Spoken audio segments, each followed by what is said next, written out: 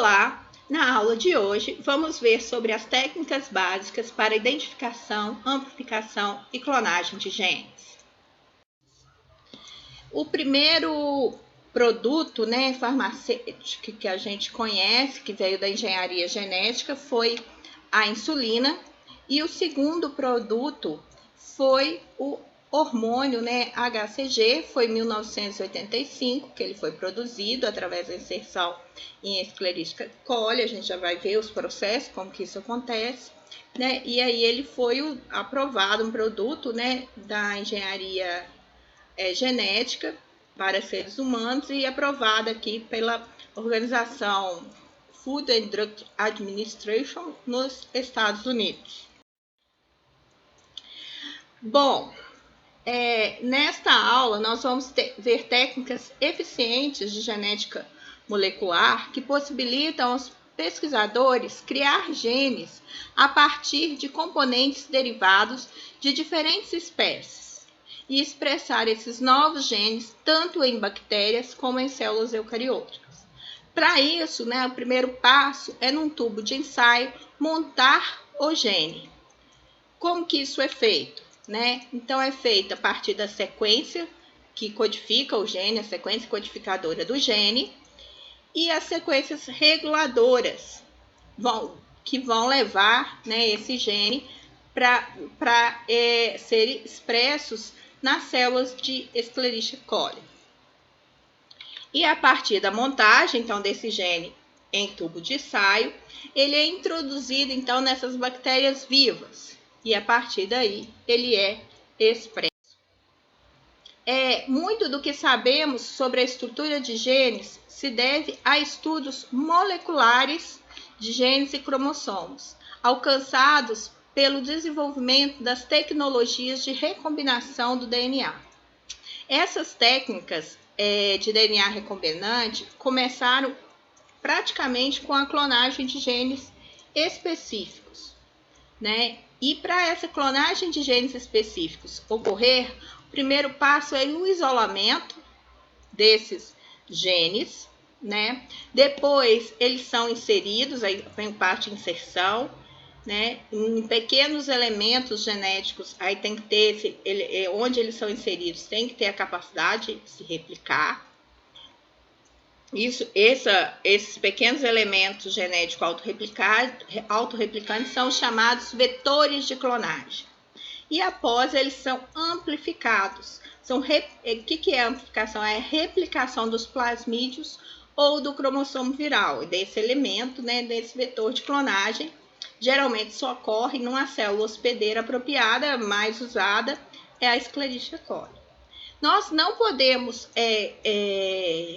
confundir clonagem de genes específicos com clonagem de organismos. São técnicas completamente diferentes.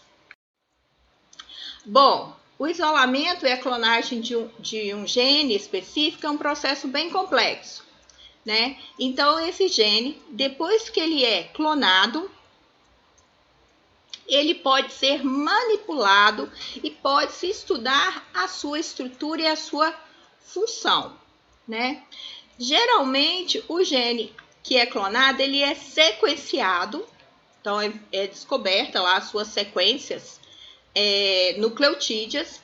Essas sequências nucleotídeas, elas são comparadas com sequências que estão armazenadas em bancos de genes digitais. Nós temos 3 grandes bancos, como o GenBank.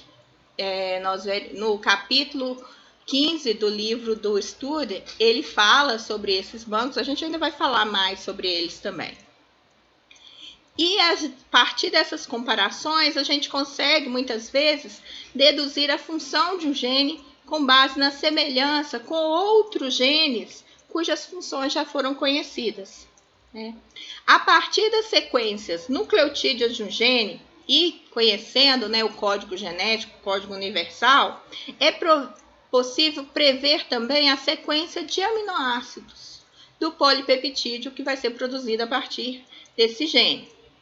E aí, em seguida, pode-se pesquisar na sequência prevista de aminoácidos do polipeptídeo é a sua função. Pode ser essa sequência, geralmente ela dá pistas, né, sobre a função desses polipeptídeos, né? Os bancos de dados de sequências de ácidos nucleicos e proteínas tornaram-se, né, um recurso importante na pesquisa em genética molecular e serão cada vez mais importantes, tanto na pesquisa da biologia básica como nas aplicadas. E sobre isso a gente vai ver daqui para nas próximas aulas, quando a gente for falar de genômica e bioinformática. Bom, e aí vocês podem estar se perguntando, né, que embora a maior parte do DNA em mamíferos, né, não é constituída por genes, a gente já viu isso, que é uma pequena porcentagem, mas isolar um gene é como procurar uma agulha no palheiro, né? E a maioria das técnicas que são usadas na análise de genes e de outras sequências de DNA requer que essa sequência gênica do gene já esteja disponível em uma quantidade significativa.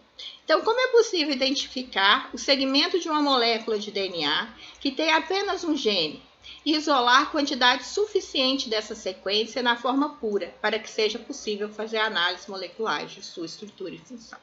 É isso que nós vamos comentar agora, né? Então, o desenvolvimento, né, dessa tecnologia de DNA recombinante, a gente vai falar mais, né, e tem o pessoal que vai falar sobre recombinação de DNA.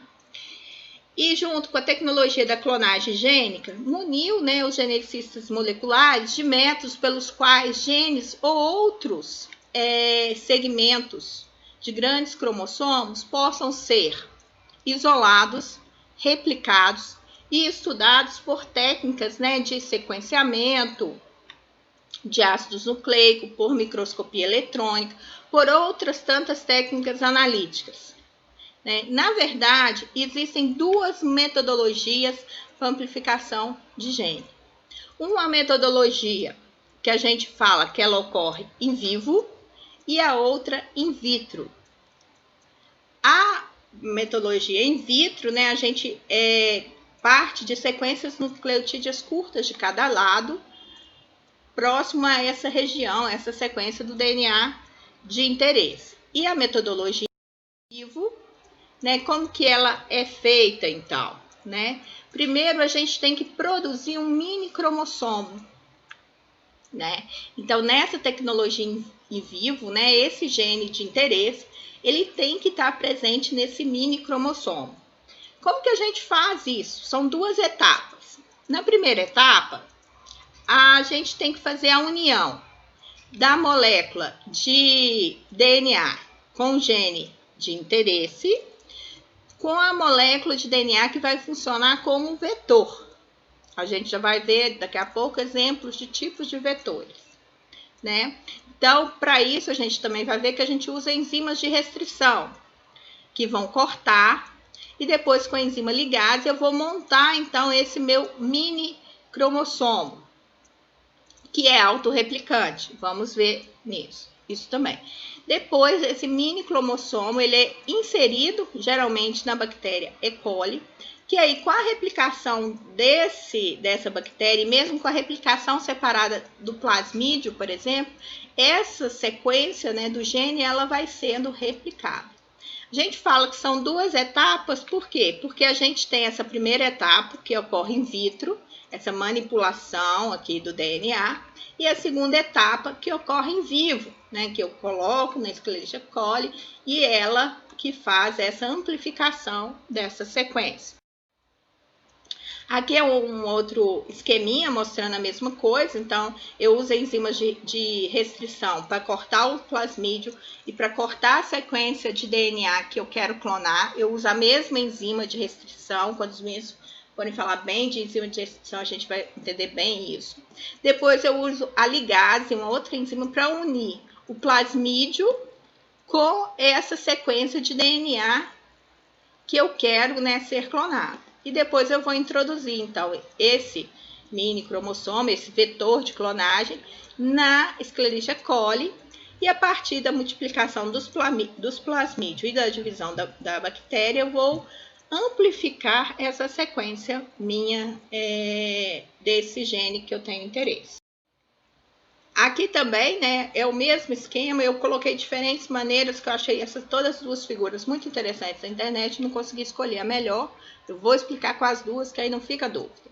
Então, primeiro a gente vai pegar, né, vamos pensar que a gente quer fazer a clonagem de um gene humano, né, então primeira coisa, a gente isolar, né, a sequência que tem esse gene aqui do DNA humano. Vou cortar com a enzima de restrição e a mesma enzima de restrição eu vou cortar aqui no vetor de clonagem. Depois eu vou juntar tudo com a presença da ligase para ela fazer a ligação aqui, né? E formar esse mini cromossomo, esse vetor de clonagem, que aqui no caso é um plasmídio. Depois eu vou inserir esse plasmídio, né, na bactéria que vai replicar, que no caso a gente mais usada é a Escherichia coli, e vou colocá-las para crescer em um meio seletivo. A gente vai entender por que esse meio é seletivo, né? Porque esse meio aqui ele vai me possibilitar separar aquelas bactérias que realmente estão com aquele vetor de clonagem. Então, falando, né, rapidinho de enzimas de restrição, não quero falar muito, porque vai ter o seminário específico sobre enzima de restrição, mas antes a gente precisa entender rapidamente a função da enzima de restrição. Então, o que a enzima de restrição faz? Ela corta o DNA. Em qualquer local? Não. Existem diferentes tipos de enzima de restrição, que no caso a gente vai falar da EcoR1, só um exemplo rápido, né, que é uma sequência que reconhece regiões que a gente chama de regiões palindromas do DNA. São regiões que eu leio de frente da esquerda para a direita ou da direita para a esquerda e elas vai ter a mesma leitura. Então, a EcoR1 reconhece essa sequência e faz um corte que a gente chama corte em bisel, ou seja, ele cliva os dois grupamentos da dupla hélice em diferentes pontos, entre o G e o A. Então, vai clivar aqui entre o G e o A e no outro filamento entre o G e o A e forma como se fosse um degrau de uma escada, né? Aqui nesse outro esquema, vocês vão ver, né? Tá aqui a molécula de DNA, os locais que a EcoR1 reconhece, então ela vai reconhecer essa sequência e lá na frente a outra sequência. Vai fazer, então, o corte aqui em bisel e eu vou ficar com essas escadinhas aqui, tá? O meu gene de interesse. Né? E aí, eu tenho... O que eu faço, então? Eu uso a mesma enzima tanto no DNA da espécie que tem o gene, que é o meu interesse, como eu uso também no vetor, na espécie que tem o vetor. Porque aí ela vai formar escada, esse corte em bisel, dos dois lados, nas duas moléculas de DNA. Certo? Depois que isso está digerido, eu misturo, né, no mesmo no mesmo epinófilo, né, essas moléculas de DNA que foram cortadas. E aí, como o corte, né, complementar, elas se pareiam. Veja que essa é a molécula lá do vetor e essa é a molécula de DNA da espécie que tem o gene de interesse. Então, há esse pareamento aqui, porque por isso é importante usar a mesma enzima de restrição. E aí, então, eu uso a ligase, que é uma enzima que faz o quê? Vai ligar essas moléculas de DNA, né? E aí eu tenho a molécula de DNA recombinante. Rapidamente falando sobre isso. Bom, vetores de clonagem, né? A gente viu ali nesses exemplos o plasmídio. Só que o plasmídio ele é um vetor muito usado, mas ele tem um problema que ele só aceita pequenas inserções, ou seja, aquele fragmento de DNA de outra espécie que vai ser inserido nele tem que ser pequeno, aqui em torno de 15 quilobases. Aí tem os fagomídeos, que também de 15, o fago lâmina, que tem de 25 kb, os cosmídeos de 44. E a gente tem hoje em dia já os cromossomos artificiais, que foram criados pela engenharia genética, já com a função de aceitar insertos, né? Moléculas de DNA de outra espécie muito maiores. Né? A gente tem esse BAG, que é um bacteriano, e o PAG, que é do fago. E a gente tem o IAC, que é de leveduras. Ambos são muito usados. O IAC aceita ainda enxertos ainda maiores. Outra coisa também que é interessante falar, esse local de clivagem aqui, ele acontece dentro de um gene que a gente chama de gene marcador, que é o gene LAC, o peron-LAC, que é capaz de degradar a lactose quando esse gene é expresso. Quando eu corto aqui no meio, eu estou desestabilizando esse gene. E eu insiro outro fragmento, o que eu fiz? Eu anulei esse gene. E aí esse gene não é mais produzido. Com isso, o que acontece? Né? A bactéria que está com esse vetor, ela não consegue mais produzir esse LAC-Z. E aí, o que eu faço? Eu coloco as minhas bactérias para crescerem aqui num meio, né, que tenha a propriedade, esse X-Gal, é um meio que tem um seletor, né, para colônias de E. coli que contém ou não atividade da 13-galactosidase. Então, se elas ficarem azul, elas contêm a atividade da 13-galactosidase. Se elas ficarem brancas, elas não contêm atividade da 13-galactosidase. Então, se elas não contêm, é porque o gene foi quebrado.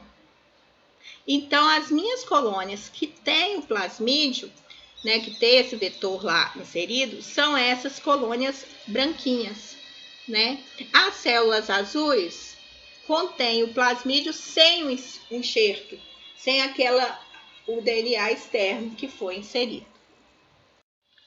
Esse aqui é só representando, nós vimos um vetor, né, aquele vetor plasmidial, aqui é mostrando para vocês a estrutura, né, do vetor Schuttler ou de transferência de PAC. São aqueles vetores maiores, né, e que aceitam sequências de DNA de mamíferos, por exemplo, isso aí é muito usado para clonagem de genes maiores, né? E aí eu vejo nesse caso, né, que eu tenho a unidade que regula a replicação, que veio lá do plasmídio do fago P1, né? Tenho duas, tem essa outra unidade, essas aqui tem uma replicação mais lenta. Eu tenho o antígeno aqui do vírus, né? Vai funcionar como marcador. O gene da SAC-B bacillus, que no caso ele vai me auxiliar lá, né, na hora de reconhecer quais são os vetores que estão com o enxerto correto, né? Outra técnica, a segunda técnica, é a in vitro, né? As técnicas, nós vimos a in vivo, que tem um pedacinho in vitro, que a gente faz a montagem do mini cromossomo, ou do vetor de clonagem, e a parte in vivo, que cresce, que amplifica na Escherichia coli. Essa outra metodologia in vitro, a amplificação, ela acontece in vitro, como diz a técnica, não tem a parte do in vivo. Mas para que ela ocorra, eu tenho que conhecer as sequências pequenas que estão, vamos supor que aqui é o gene de interesse, né, o segmento, a sequência de interesse, eu tenho que conhecer as sequências que estão próximas, pequenas sequências que estão próximas dela. Porque aí eu posso usar a técnica da DNA, do PCR.